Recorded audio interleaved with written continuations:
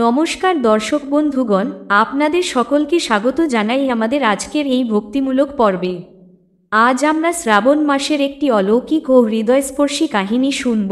সোমবার ব্রতের মাহাত্ম্য ও এক মৃত বালকের পুনর্জীবনের অবিশ্বাস্য ঘটনা। এই কাহিনী কেবল একটি গল্প নয়, এটি বিশ্বাস, নিষ্ঠা ও ভগবান শিবের করুণার এক জীবন্ত সাক্ষ্য। শুনুন মনোযোগ সহকারে, কারণ বলা হয় যে এই কাহিনী ভক্তি সহকারে শোনে তার সকল মনোকামনা শিবজি পূর্ণ করেন। তো চলুন শুরু করি আজকের এই পবিত্র শ্রাবণ সোমবারের বিশেষ কাহিনী। এই কাহিনী শেষ পর্যন্ত মনোযোগ দিয়ে শুনুন, কারণ বলা হয় একে সম্পূর্ণ ভক্তি ভরে শুনলে মহাদেব ভোলেনাথের কৃপায় সমস্ত মনোকামনা পূর্ণ হয়। তো চলুন দেরি না করে শুরু করি এই পবিত্র শ্রাবণ সোমবারের কাহিনী। অনেক পুরনো সময়ের কথা। এক সুন্দর শহরে এক ধনী শাহুকারা তার স্ত্রীর সঙ্গে বাস করতেন। তাদের ধন সম্পদ, গাড়ি ঘোড়া, চাকর চাকরানির কোনো অভাব ছিল না, কিন্তু তবু তাদের জীবনে সুখ ছিল না, কারণ ভগবান এখনও তাদেরকে সন্তান সুখ দেননি। তাদের উঠোনে কোনো শিশুর কলরব শোনা যেত না, আর সেই জন্য এত বড় বাড়িও তারা শুনশান মনে করতেন। প্রতিদিন শাহুকার ও তার স্ত্রী সন্তানের আশায় মন্দিরে পূজা দিতেন। বহু ব্রত পালন করেছেন, মানত করেছেন, সাধু সন্তদের সেবা করেছেন, কিন্তু বহু বছর কেটে গেলেও তাদের কোল শুনাই রয়ে গেল। একদিন শাহুকার দম্পতি খুবই নিরাশ হয়ে বসেছিলেন। স্ত্রীর চোখেও জল ছিল। এমন সময় দরজায় কে যেন উচ্চস্বরে "বল বাম" বলে শিবজির জয়ধ্বনি দিল। স্ত্রী তৎক্ষণাৎ দরজা খুলে দেখলেন এক সাধু দাঁড়িয়ে আছেন। তিনি ভক্তিভরে সাধুকে প্রণাম করলেন, তাকে আসন দিলেন, ফল ও জল দিয়ে সেবা করলেন। সাধু আশীর্বাদ দিলেন এবং দেখলেন গৃহস্থ দম্পতির মুখ বিমর্ষ। কোমলভাবে জিজ্ঞেস করলেন, তোমরা এত চিন্তিত কেন? তখন শাহুকার হাত জোর করে বললেন, আমাদের ধন সম্পদের কোনো অভাব নেই, কিন্তু সন্তান না থাকায় জীবনে আনন্দ নেই। বহু ব্রত, বহু মন্দির, বহু মানত করেও কোনো ফল পাইনি। এই কথা বলতে বলতে দম্পতির চোখে জল চলে এলো। সাধু স্নেহভরে তাদের সান্ত্বনা দিলেন এবং বললেন, নিরাশ হবেন না। আসন্ন শ্রাবণ মাসে প্রতিটি সোমবার নিষ্ঠা সহকারে উপবাস করুন এবং ভোলেনাথের আরাধনা করুন। 16 সোমবারের ব্রত করলে মহাদেব সন্তুষ্ট হবেন এবং আপনাদের মনস্কামনা পূর্ণ করবেন। এই আশীর্বাদ দিয়ে সাধু বিদায় নিলেন। সাধুর কথা যেন অন্ধকারে আলোর ঝলকানি ছিল। শাহুকার ও তার স্ত্রী সংকল্প করলেন, এবারের শ্রাবণ মাস থেকে সোমবারের ব্রত তারা পালন করবেন। শ্রাবণ মাসের প্রথম সোমবারেই তারা পূর্ণ ভক্তি ও নিয়ম মেনে ব্রত শুরু করলেন। প্রতি সোমবার ভোরে স্নান করে শিবমন্দির যেতেন, শিবলিঙ্গে গঙ্গাজল ও দুধ ঢেলে অভিষেক করতেন, বেলপাতা ও ফুল নিবেদন করতেন। দিনভর নির্জলা বা ফলাহার করে ওম নমঃ শিবায় জপ করতেন। সন্ধ্যাবেলা আবার মন্দিরে গিয়ে শিবকথা শুনতেন ও আরতিতে অংশ নিতেন। এভাবে তারা একে একে 16টি সোমবারের ব্রত সম্পন্ন করলেন। তাদের ভক্তি ছিল একেবারে নির্লোভ ও অটল। তাদের এমন অটল ভক্তি দেখে স্বর্গের দেবতাগণও আনন্দিত হলেন। এদিকে কৈলাস পর্বতে মা পার্বতী ও ভগবান শিবও তাদের এই তপস্যা অনুভব করলেন। মা পার্বতীর মনে সেই দম্পতির প্রতি দয়া জাগল। তিনি শিবজিকে অনুরোধ করলেন, হে প্রভু, দয়া করে ওই ভক্ত দম্পতির মনোবাসনা পূর্ণ করুন। ভোলেনাথ গম্ভীর স্বরে বললেন, আমি জানি তারা কতটা ভক্তিপূর্ণ, কিন্তু পূর্বজন্মের কর্ম অনুযায়ী তাদের ভাগ্যে সন্তান সুখ লেখা নেই। আমি যদি তাদের পুত্র দিও, সে কেবল 12 বছর পর্যন্তই বাঁচবে। এ কথা শুনে পার্বতীজি করজোরে বললেন, আপনি মহাকাল, আপনি চাইলে ভাগ্য বদলাতে পারেন। এদের নিঃস্বার্থ ভক্তির বিনিময়ে অন্তত একটি পুত্র সন্তানের সুখ আপনি এদের দিন, চাইলেও তার আয়ু 12 বছর হোক। দেবীর অনুরোধে শেষ পর্যন্ত শিবজি সম্মতি দিলেন। তিনি ওই শাহুকার দম্পতিকে পুত্রপ্রাপ্তির বর দিলেন, তবে এটাও জানিয়ে দিলেন যে পুত্রের আয়ু কেবল 12 বছর পর্যন্তই হবে। এদিকে শ্রাবণ মাসের শেষ সোমবারের ব্রত শেষ হওয়ার পরে সেই রাতেই শাহুকার একটি দিব্য স্বপ্ন দেখলেন। তিনি দেখলেন স্বয়ং শিবজি প্রসন্নভাবে আবির্ভূত হয়ে আশীর্বাদ দিচ্ছেন। শিবজি বললেন, আমি তুমিতে সন্তুষ্ট।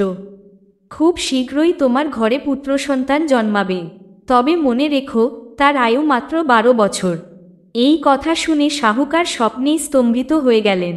কেঁপে কেঁপে বললেন, প্রভু, এমন অবিচার করবেন না। তখন শিবজি বললেন, এ তোমার পুত্রের পূর্বজন্মের কর্মফল।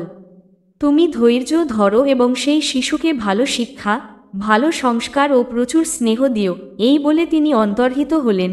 ঘুম ভেঙে শাহুকার ঘেমে উঠেছিলেন, কিন্তু তার মুখে ছিল এক অপার্থিব দীপ্তি। তিনি সাথে সাথেই স্ত্রীকে জাগিয়ে পুরো স্বপ্নটি বললেন। পুত্রপ্রাপ্তির আশীর্বাদ শুনে স্ত্রী আনন্দে কেঁদে ফেললেন।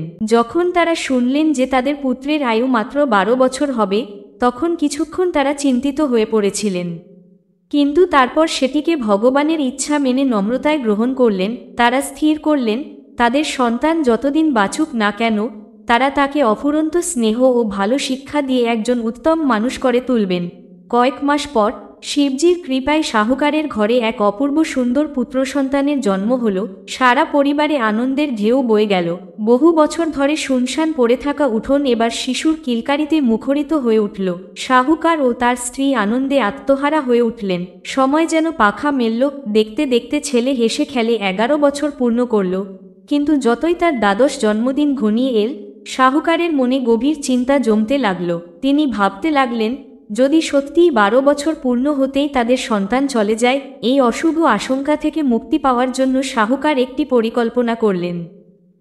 তিনি স্থির করলেন, পুত্রকে কিছুদিনের জন্য কাশীতে পাঠানো উচিত, যাতে সেখানে বাবা বিশ্বনাথের আশীর্বাদ ও সাধু সন্তদের কৃপায় কোনো অলৌকিক পরিবর্তন ঘটে এবং আসন্ন বিপদ কেটে যায়। পরিকল্পনা অনুযায়ী শাহুকার তার স্ত্রীপক্ষের ভাই অর্থাৎ পুত্রের মামাকে ডেকে পুরো কথা জানালেন এবং অনুরোধ করলেন তিনি যেন পুত্রকে কাশীতে নিয়ে গিয়ে পড়াশোনা করান এবং যত্নে রাখেন।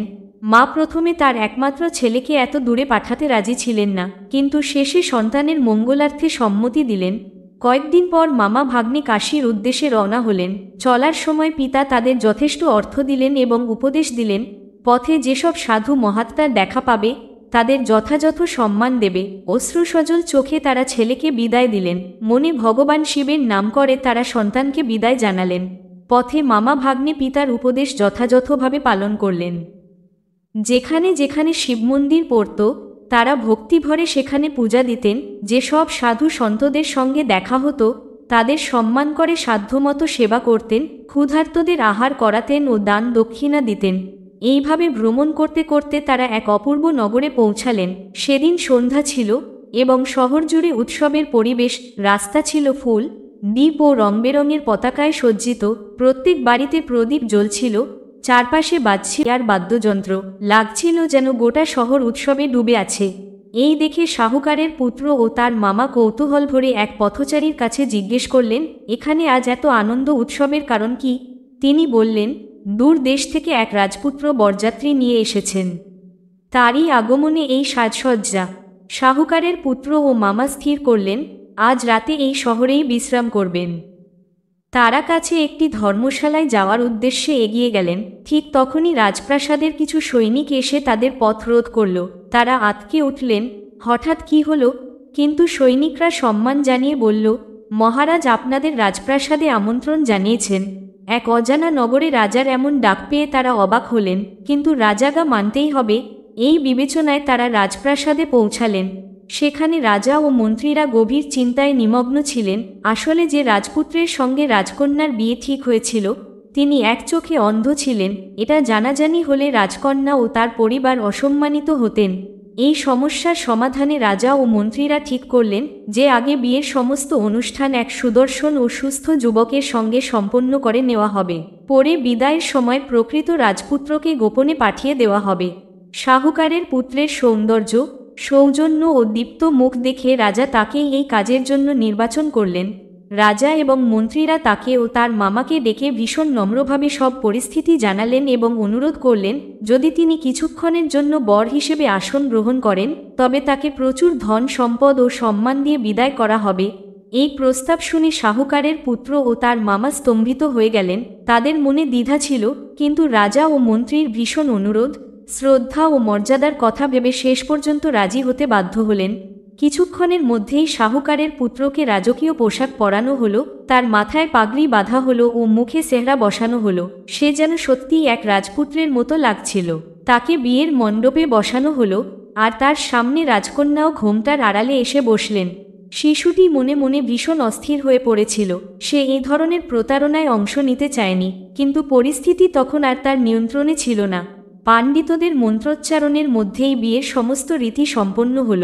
শাহুকারের পুত্র ও রাজকন্যা একে অপরকে মালা পরালেন, অগ্নিকে সাক্ষী রেখে 7টি ফেরা নিলেন এবং বিবাহ সম্পন্ন হল। কিন্তু শাহুকারের পুত্রের মন তীব্র পাপবোধে কাতর ছিল। সে বারবার ভাবছিল, আমি অজান্তে একজন রাজকন্যার সঙ্গে প্রতারণা করেছি। এ বিয়ে ঠিক নয়। এই দোটানার মধ্যে সে ভগবান শিবের কাছে প্রার্থনা করল, হে শিব, এই ছলনার থেকে আমায় উদ্ধার করুন।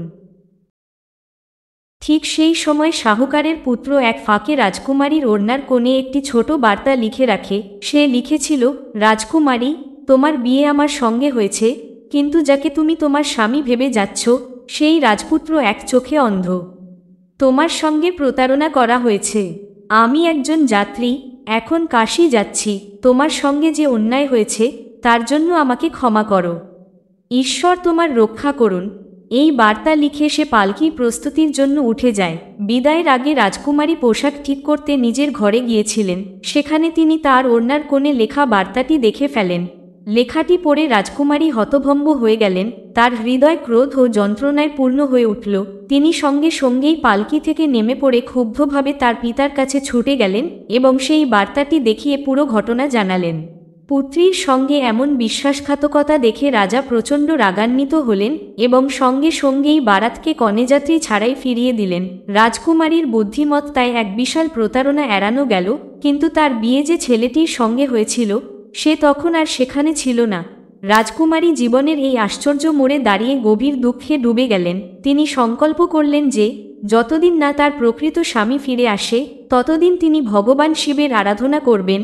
তিনি সেদিন থেকেই সোমবারের ব্রত রাখা শুরু করলেন। অন্যদিকে কাশীতে পৌঁছে প্রথমে গঙ্গায় ডুব দিয়ে পবিত্র স্নান করলেন এবং কাশী বিশ্বনাথ মন্দিরে গিয়ে ভক্তিভরে শিবজির পূজা করলেন। শিবের পবিত্র এই নগরীতে প্রবেশ করতেই তাদের মনে এক অপূর্ব শান্তির অনুভূতি হয়। প্রাচীন মন্দিরের ঘণ্টাধ্বনি, মা গঙ্গার মাহাত্ম্য সবকিছু মিলিয়ে তাদের হৃদয় ভক্তিতে ভরে উঠল। মামা তার ভাগ্নেকে কাশীর এক প্রখ্যাত গুরুকুলে ভর্তি করিয়ে দিলেন। শাহুকারের পুত্র খুব মেধাবী ছিল। কিছুদিনেই সে গুরুকুলের সকলের প্রিয় হয়ে উঠল। প্রতিদিন সন্ধ্যায় সে কাশী বিশ্বনাথের মন্দিরে গিয়ে ভক্তিভরে প্রণাম করত। মামাও কাশীতে থেকে প্রতিদিন গঙ্গা স্নান, সাধুসেবা ও দানপুণ্য ইত্যাদি করে ভগবানের আরাধনায় মগ্ন থাকতেন। এইভাবে কয়েক বছর সুখে কেটে গেল। কিন্তু ধীরে ধীরে শাহুকারের পুত্রের দ্বাদশ জন্মদিন ঘনিয়ে এল। মামার মন আবার দুশ্চিন্তায় ভরে উঠল। অনিশ্চিত ভবিষ্যৎ থেকে রক্ষা পাওয়ার আশায় তিনি সিদ্ধান্ত নিলেন যে দ্বাদশ জন্মদিনে গঙ্গাতীরে এক বিশাল যজ্ঞের আয়োজন করবেন। সকাল থেকেই যজ্ঞে বসেছিলেন শাহুকারের পুত্র। ঘণ্টার পর ঘণ্টা হোমযজ্ঞের পাশে বসে উপবাস অবস্থায় সে ভীষণ ক্লান্ত হয়ে পড়েছিল। দুপুর গড়িয়ে যজ্ঞ শেষ হওয়ার পর তার ঘুম আসতে লাগল। সে মামার অনুমতি নিয়ে একটু বিশ্রাম নিতে গেল কাছের এক শিবমন্দিরে। চাটাইয়ে শুয়ে সে দ্রুত গভীর ঘুমে তলিয়ে গেল। দুর্ভাগ্যবশত ঠিক সেই সময় তার 12 বছরের আয়ু পূর্ণ হয়ে গেল এবং ঘুমের মধ্যেই সে শান্তভাবে পৃথিবী থেকে বিদায় নিল। কিছুক্ষণ পর মন্দিরে এসে মামা দেখলেন ভাগ্নে নিস্তেজ পড়ে আছে। গিয়ে দেখলেন তার দেহ ঠান্ডা হয়ে গেছে, নাড়ি চলা বন্ধ। এই দৃশ্য দেখে মামার পায়ের নিচ থেকে মাটি সরে গেল। তিনি বিহ্বল হয়ে ভাগ্নেকে বুকে জড়িয়ে ধরে বিলাপ করতে লাগলেন। শূন্য মন্দির চত্বর সেই বুক ফাটা কান্নায় কেঁপে উঠল। তিনি আর্তকণ্ঠে বললেন, হে শঙ্কর ভগবান, আমি কঠোর ব্রত করেছি, যজ্ঞ করেছি, ভক্তি করেছি, তবুও আপনি আমার ভাগ্নেকে ছিনিয়ে নিলেন। দয়া করে তাকে প্রাণদান করুন, না হলে তার মা বাবা এই শোক সহ্য করতে পারবেন না। মামার এই হৃদয়বিদারক প্রার্থনা সরাসরি কৈলাসে শিব দম্পতির কাছে পৌঁছল। পৃথিবী থেকে উঠা সেই বিলাপময় কান্না শুনে মা পার্বতীর কোমল হৃদয় কেঁপে উঠল। তিনি শঙ্কিত হয়ে শিবজির দিকে তাকালেন। শিবজি মুহূর্তের জন্য চোখ বন্ধ করে ধ্যানে স্থিত হলেন এবং সব ঘটনা দেখতে পেলেন। তিনি পার্বতীজিকে জানালেন, এই কান্না সেই শাহুকারের পুত্রের মামার, যিনি এই মুহূর্তে তার মৃত ভাগ্নেকে বুকে নিয়ে বিলাপ করছেন। নিয়তির নিয়ম অনুযায়ী সেই ছেলের আয়ু শেষ হয়ে গিয়েছে। এ কথা শুনে মা পার্বতীর হৃদয় ব্যথায় ভরে উঠল। তিনি শোকাতুর কণ্ঠে শিবজিকে স্মরণ করালেন, প্রভু, এই তো সেই বালক যার জন্য আপনি নিজে আগে সন্তানের বর দিয়েছিলেন। দেবী পার্বতী নিজে স্বামী মহাদেবকে বলেছিলেন, প্রভু, এই বালকটির হবু পত্নী সেই রাজকুমারীও বহু বছর ধরে তার নগরে আপনার উপাসনা করে চলেছে। প্রতি সোমবার কঠোর ব্রত পালন করে আপনাকে সন্তুষ্ট করার চেষ্টা করেছে। শুধু তাই নয়, বালকের মাও তার গৃহে বসে প্রতিটি মুহূর্তে তার সন্তানের প্রত্যাবর্তনের অপেক্ষা করছেন এবং আপনাকে স্মরণ করে চলেছেন। তাই প্রভু, আমি আপনাকে কাতরভাবে অনুরোধ করছি, আপনার এই নিঃস্বার্থ ভক্তদের দুঃখ দূর করুন। কারণ এদের হৃদয় যদি ভেঙে যায়, আমি তা সহ্য করতে পারব না। দেবী পার্বতীর এই মমতা ও করুণাভরা আবেদন শুনে শিব ঠাকুর নিজেও ব্যথিত হয়ে উঠলেন। তিনি নিজে যে ভক্তহৃদয়ের প্রতি কতটা কোমল, তা এই মুহূর্তে আবারও প্রকাশ পেল। তিনি পার্বতীকে বললেন, যেখানে তোমার প্রার্থনায় এতটা মাতৃত্ব, এতটা ভক্তি রয়েছে, সেখানে আমি কি তা উপেক্ষা করতে পারি? এই বলে মহাদেব তখনই দৃঢ় সংকল্প করলেন, তিনি আর তার ভক্তদের অশ্রু সহ্য করতে পারবেন না। ঠিক সেই মুহূর্তে শিব ঠাকুর অদৃশ্য রূপে সেই মন্দিরে উপস্থিত হলেন, যেখানে সেই বালকের নিথর দেহ পড়েছিল। হঠাৎ করেই শিবলিঙ্গ থেকে এক উজ্জ্বল আলোকরশ্মি বেরিয়ে এসে সেই মৃত বালকের দেহে পড়ল, এবং তখনই এক অলৌকিক ঘটনা ঘটে গেল। মৃত বালক আবার নিঃশ্বাস নিতে শুরু করল, ধীরে ধীরে চোখ মেলল। মামা এই অলৌকিক দৃশ্য দেখে উল্লসিত হয়ে উঠলেন। হার হার মহাদেব বলে ধ্বনি তুললেন। তিনি তার জীবন্ত ভাগ্নেকে বুকে জড়িয়ে ধরলেন এবং কাঁদতে কাঁদতে শিব ঠাকুরকে ধন্যবাদ জানাতে লাগলেন। এভাবে শিবের কৃপায় সেই বণিকপুত্র মৃত্যুর মুখ থেকে ফিরে এল এবং তার দীর্ঘায়ু হল। পরে সে কাশীতে ফিরে গিয়ে তার অসমাপ্ত শিক্ষা শেষ করে। কিছু মাস পর মামা ভাগ্নে কাশী থেকে নিজেদের বাড়ি ফিরছিলেন। পথে আবার তারা সেই নগরে পৌঁছালেন, যেখানে রাজকুমারী বাস করতেন। তখন অনেক বছর কেটে গেছে, কিন্তু রাজকুমারী আজও প্রতিটি সোমবার তার সেই সচ্চা পতির প্রতীক্ষায় মন্দিরে উপবাস রেখে প্রার্থনা করে চলেছেন। সেই দিনও শাহুকারের পুত্র মন্দিরে গিয়েছিল। এক কোণে সে এক যুবতীকে দাঁড়িয়ে থাকতে দেখল, চোখ বুজে, গভীর ধ্যানে। এ তো সেই রাজকুমারী। দুজনের চোখে চোখ পড়ল। এক মুহূর্তে দুজনেই একে অপরকে চিনে নিলেন। রাজকুমারীর চোখ থেকে আনন্দাশ্রু গড়িয়ে পড়ল। সে দৌড়ে এসে যুবকের পায়ে হাত রাখল। যুবক তখন তাকে তুলে নিয়ে আশ্বাস দিয়ে বলল, দেবাদিদেব মহাদেবের কৃপায় আজ আমরা আবার একসঙ্গে। রাজকুমারী বুঝে গেল, তার বছরের পর বছর ধরে করা তপস্যা সফল হয়েছে। তার সত্যিকারের স্বামী ফিরে এসেছে। দুজনে মিলে শিবলিঙ্গের সামনে দাঁড়িয়ে প্রণাম করল, ধন্যবাদ জানালেন ভোলেনাথকে। রাজকুমারীর পিতা এই সুসংবাদ শুনে যুবককে সস্নেহে রাজপ্রাসাদে আমন্ত্রণ জানালেন, তাকে জড়িয়ে ধরলেন। কিছুদিনের মধ্যেই ধুমধাম করে সমস্ত রীতিনীতি মেনে রাজকুমারী ও শাহুকার পুত্রের পুনরায় বিবাহ সম্পন্ন হল। সারা রাজ্য আনন্দে ভরে উঠল। অবশেষে রাজকুমারী তার বহু প্রতীক্ষিত স্বামীকে ফিরে পেলেন। বিবাহের পর রাজকুমারী স্বামীর সঙ্গে শ্বশুর বাড়ি অর্থাৎ শাহুকারের নগরে যাত্রা করলেন, যেখানে তার জীবনের এক নতুন অধ্যায় শুরু হবে। এদিকে শাহুকার ও তার স্ত্রী তাদের গ্রামে বহু বছর ধরে ছেলের প্রতীক্ষায় ছিলেন। প্রতিদিন শিব মন্দিরে গিয়ে প্রার্থনা করতেন। মা প্রতিটি সোমবার উপবাস রেখে ছেলের সুরক্ষার জন্য প্রার্থনা করতেন। অবশেষে সেই শুভ সময় খবর এল, তাদের ছেলে নিজের স্ত্রীসহ বাড়ি ফিরছেন। সারা গ্রামে আনন্দের ঢেউ ছড়িয়ে পড়ল। শাহুকারের বাড়ি সেজে উঠল ফুলে ফুলে। সন্ধ্যায় যখন তাদের রথবাড়ির উঠোনে এসে থামল, বাবা মা ছুটে এসে তাদের ছেলেকে বুকে জড়িয়ে ধরলেন। মা ছেলেকে আলিঙ্গন করে তার কপালে চুমু খেলেন, চোখে জল এসে গেল। পিতা কাঁদতে কাঁদতে আশীর্বাদ করলেন। এবার সেই শূন্য পরিবার আবার পূর্ণ হল। সবাই মিলেই ভোলেনাথকে অন্তর থেকে ধন্যবাদ দিল। সেই রাতেই শিবমন্দিরে বিশেষ পূজা, ভজন সন্ধ্যা ও প্রসাদ বিতরণের আয়োজন হল। ভোলেনাথের মহিমা চারদিকে ছড়িয়ে পড়ল। রাতে শাহুকার স্বপ্নে মহাদেব আবার এলেন। তিনি বললেন, সোমবারের ব্রত ও তোমার অটল বিশ্বাসের ফলেই আমি তোমার পুত্রকে মৃত্যুর মুখ থেকে ফিরিয়ে এনে দীর্ঘ আয়ু দিয়েছি।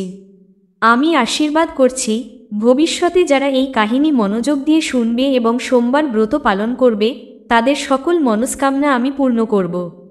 তাদের জীবনে সুখ, শান্তি, সমৃদ্ধি বজায় থাকবে এবং কোনো আকস্মিক দুর্যোগ তাদের ছুঁতে পারবে না। পরদিন সকালেই শাহুকার আনন্দে কান্নার সঙ্গে তার স্বপ্নের কথা সবাইকে জানালেন। গোটা গ্রাম একসঙ্গে হর হর মহাদেব ধ্বনি দিয়ে শিবের কৃপায় কৃতজ্ঞতা প্রকাশ করল। শেষে আমরা এই পবিত্র কাহিনী থেকে শিক্ষা পাই, যে ভগবান শিব সত্যিকারের ভক্তির কোনো প্রার্থনাকে কখনো বিফল হতে দেন না। তিনি যমের মুখ থেকে প্রাণ ফিরিয়ে আনেন, নিঃসন্তান দম্পতিকে সন্তান দেন এবং বিচ্ছিন্ন দম্পতির মিলন ঘটান। যারা আন্তরিকতা ও বিশ্বাসের সঙ্গে সোমবার ব্রত পালন করেন এবং এই কাহিনী শ্রবণ করেন, ভোলেনাথ তাদের জীবনের সমস্ত ইচ্ছা পূর্ণ করেন এবং তাদের উপর সর্বদা কৃপা বর্ষণ করেন। ভাবুক ও অলৌকিক কাহিনী থেকে আমরা শিক্ষা পাই যে ভগবান শিব কখনোই তার ভক্তদের আর্তনাদ উপেক্ষা করেন না। সত্য ভক্তি, অটুট বিশ্বাস আর নিরলস উপবাস, এই তিনে মিলেই ঘটে জীবনে আশ্চর্য সব পরিবর্তন। তিনি সন্তানের প্রাণ ফিরিয়ে দেন, দাম্পত্য জীবনকে পূর্ণতা দেন এবং শান্তি ও সমৃদ্ধির আশীর্বাদ বর্ষণ করেন। আপনাদের কাহিনী কেমন লাগলো কমেন্টে জানাতে ভুলবেন না এবং হর হর মহাদেব লিখে ভগবান শিবের গৌরব ছড়িয়ে দিন।